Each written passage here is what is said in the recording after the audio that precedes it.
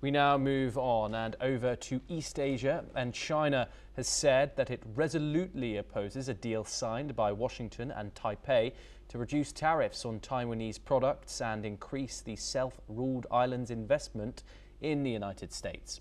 China has claimed Taiwan as part of its own territory and has not ruled using force to bring it under its control. Meanwhile, the Chinese Foreign Ministry spokesman, Guo Jiakun, has responded. Let's take a listen into what he had to say.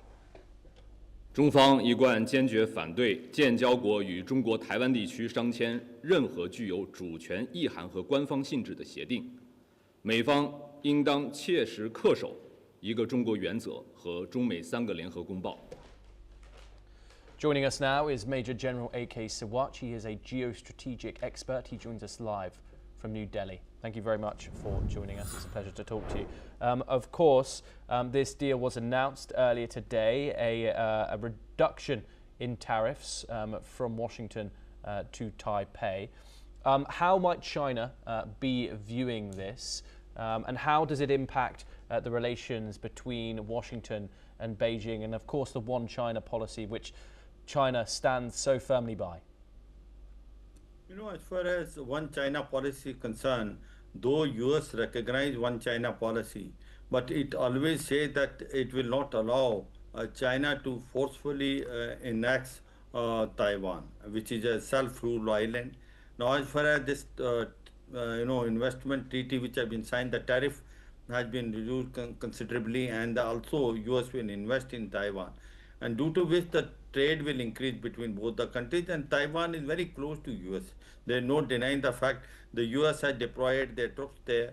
They have given them the modern weapon, and the latest weapon, the F-35, F-22 Raptors, and it has given the best of the air defense system, Patriot missile system, because they feel that China is becoming very, very bold. And the last time when they have carried out an exercise where they have surrounded the Taiwan, and this was about 7 days naval blockade exercise, and then they exercised as to how they can forcefully take Taiwan. Considering the situation which is prevailing in the whole world, the way so many wars are taking place, Russia-Ukraine war is not stopped, there are chances of US-Iran war again starting off, Israel-Hamas war, again there is only pause. So number of wars which are taking place.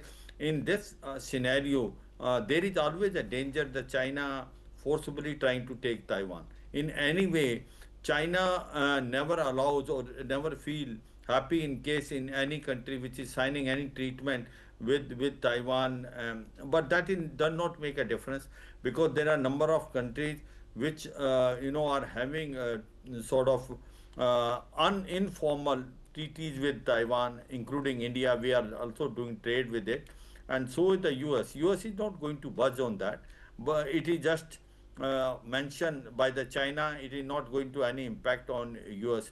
But what is more important is that you have to take China seriously.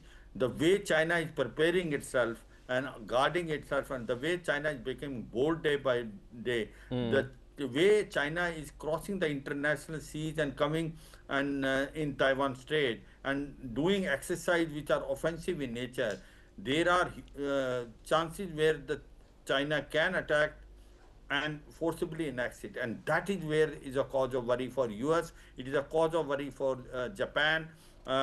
If you see the China, very recently, Japanese Prime Minister has also said that in case if China forcibly try to take Taiwan, Japan can also militarily intervene. So the whole situation is in flux, because what is happening, the China has a problem with majority of the countries in Indo-Pacific.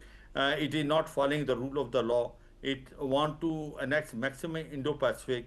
One. Second thing is it has a problem with Japan in Senkaku Island. It want to forcibly annex Taiwan. It considered it a part of it. So therefore, the China does not follow the rule of the game.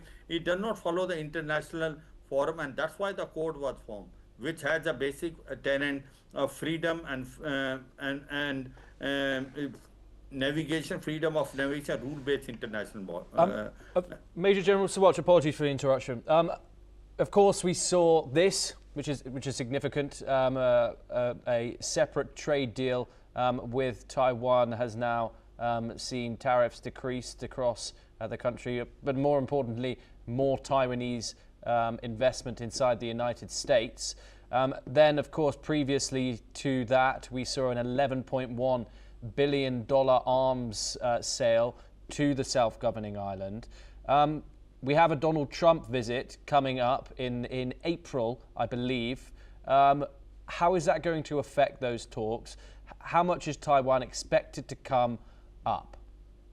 That is a very, you can say, important question, because the meeting is going to come in April, and the US do not want to spoil their relation with China, and it does not want this, meeting to be cancelled.